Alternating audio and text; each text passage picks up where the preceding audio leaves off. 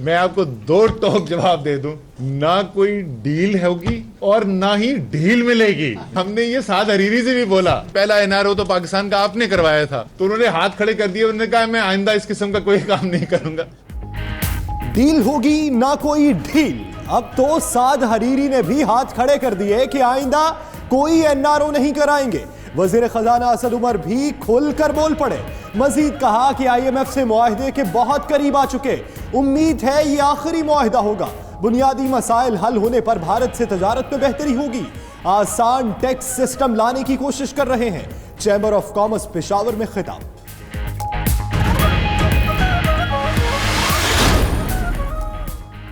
हुकूमती पॉलिसी दुरुस्त और मईशत की गाड़ी बिल्कुल ठीक चल रही है। बरामदात में 4% इजाफा और दरामदाद में $2 अरब की बचत हुई। मुशीर तिजारत रज़ाक दाऊद और सेक्रेटरी तिजारत यूनुस ढागा की प्रेस कॉन्फ्रेंस, बोले रुपए की कदर में मजीद कमी नहीं होगी।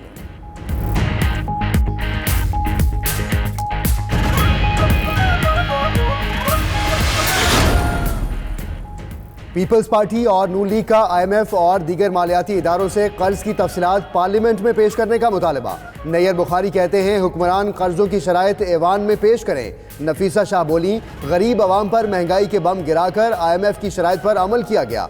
मरियम औरंगजेब कहती हैं कि नाहल हुकूमत आईएमएफ से डील पहले ही चोर दरवाजे से फाइनल कर चुकी है।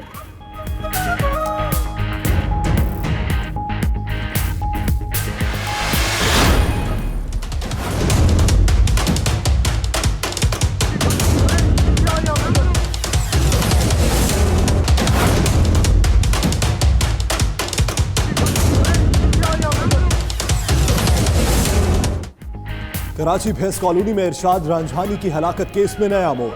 फायरिंग करने वाले यूसी चेयरमैन रहीम शाह गिरफ्तार।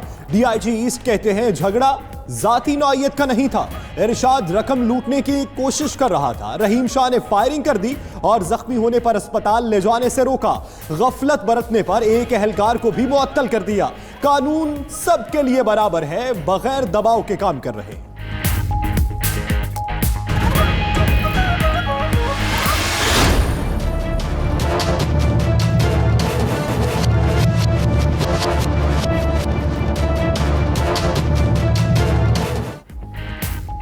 सुप्रीम कोर्ट में असगर खान अमल दरामद केस की समाअत। वजारत दिफा को मुलव्वस अफराद के खिलाफ कार्रवाई 4 हफ्ते में मुकम्मल करने का हुक्म। बानी MQM को भी पैसे मिले थे, उनका नाम सामने क्यों नहीं आया? जस्टिस गुलजार अहमद का इस्तफसार। बरतानवी हुकूमत के साथ मुल्जिमान की हवालगी के लिए बातचीत जारी है, जल्द अहम पेशरफ्त मुतवक्के है। अटॉर्नी जनरल का अदालत में जवाब।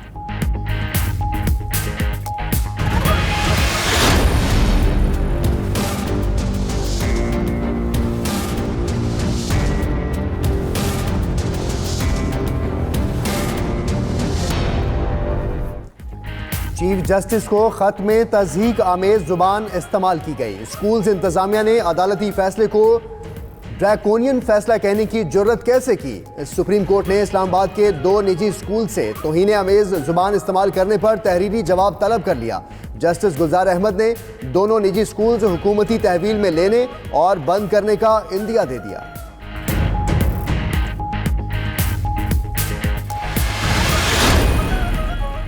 शहबाज शरीफ की जमानत पर रिहाई की दरखास्त मौजूदा बेंच ही सुनेगा। लाहौर हाई कोर्ट ने केस मुंतकली के लिए नैब की दरखास्त मुस्तरद कर दी।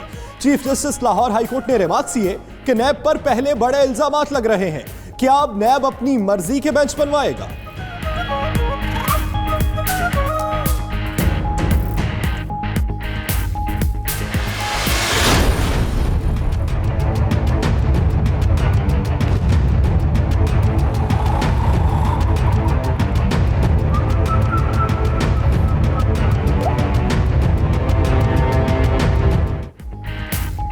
इस्लामाबाद हाई कोर्ट ने नवाज शरीफ की सजा मुअत्तली की दरख्वास्त वापस लेने के मामले पर नोटिस जारी कर दिया। अदालत का कल ही नवाज शरीफ की दरख्वास्त पर समाअत का फैसला।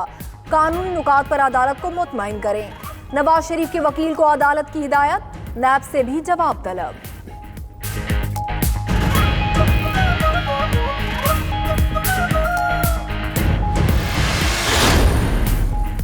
हमजा शहबाज ने बैरून मुल्क क़याम की मुद्दत मजीद 15 रोज़ बढ़ाने की इस्तदा कर दी। नौमौलूद बेटी की तबीयत खराब है, बरतानिया में क़याम की मुद्दत में तौसी की जाए। हमजा शहबाज की दरख्वास्त लाहौर हाईकोर्ट में जमा करा दी गई।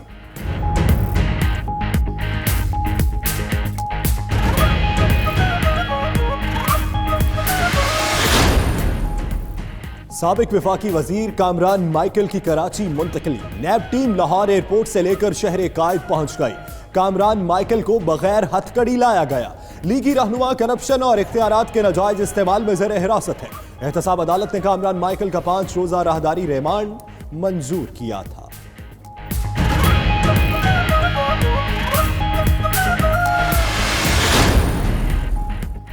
बाबर आवान मुकदमे से बरी होंगे या नहीं, नंदीपुर रेफरेंस पर फैसला महफूज। इस्लामाबाद की एहतसाब अदालत फैसला 20 फरवरी को सुनाएगी। बाबर आवान ने दलाइल में कहा कि कोई सबूत नहीं कि उनकी वजह से नंदीपुर मंसूबा ताखीर का शिकार हुआ।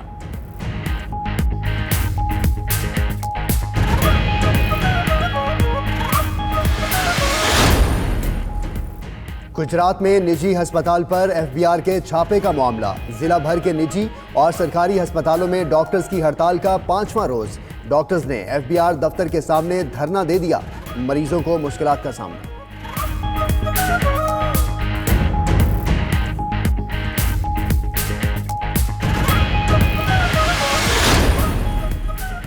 कराची के बेशतर इलाकों में गैस की किल्लत बरकरार। लोड शेडिंग और प्रेशर में कमी के बायस खवातीन को खाना पकाने में दुश्वारी। बाजारों में भी गैस ना होने से दुकानदार सिलेंडर और लकड़ियों का इस्तेमाल करने पर मजबूर।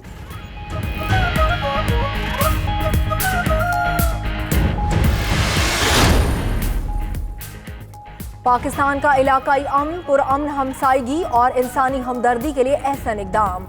पाकिस्तान ने भारतीय कैदियों को काउंसलर रिहायशी देने का फैसला कर लिया। कराची में कैद 100 और रावलपिंडी में 2 कैदियों को काउंसलर रसाई मिलेगी। हुकाम के मुताबिक फैसले का मकसद 2 तरफा एतमाद साजी के लिए सूदमंद माहौल पैदा करना है।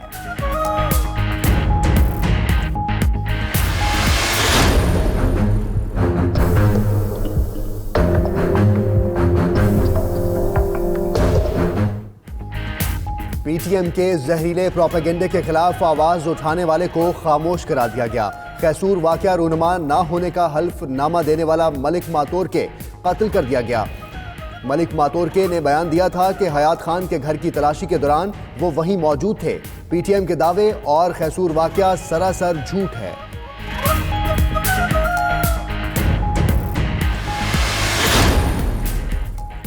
जनरल रिटायर्ड राहील शरीफ की सरबराही में इस्लामी फौजी इत्तेहाद का वफ्द इस्लामाबाद पहुंच गया।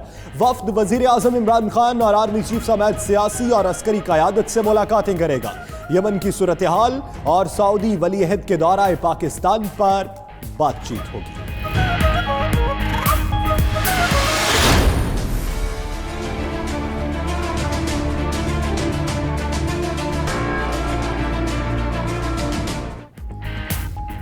हुर्रियत रहनुमा मकबूल बट शहीद की 35वीं बरसी। हुर्रियत रहनुमाओं की कॉल पर मकबूजाबादी में शटर डाउन हड़ताल।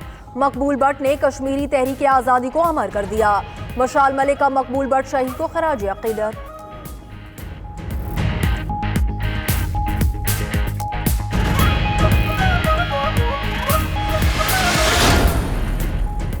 ईरान में इस्लामी इनकलाब के 40 बरस मुकम्मल।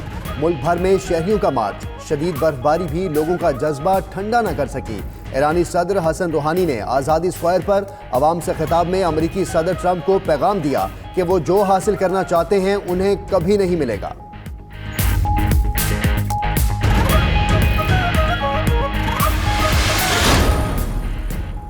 एबटाबाद में बर्फबारी से मुतासिरा सड़कें ताहाल बंद। मरी रोड से बर्फ हटाने का काम जारी। नथिया गली, बकोट रोड और ठंडियानी रोड पर काम शुरू ना हो सका। उधर हुंजा दयामर के बालाई मकामात पर बर्फबारी का नया सिलसिला शुरू।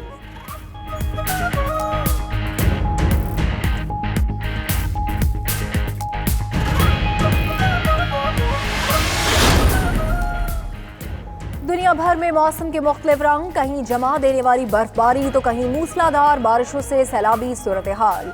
अमेरिका में शदीद बर्फबारी का नया सिलसिला शुरू हो गया। चीन में भी बर्फबारी का गलबा जारी।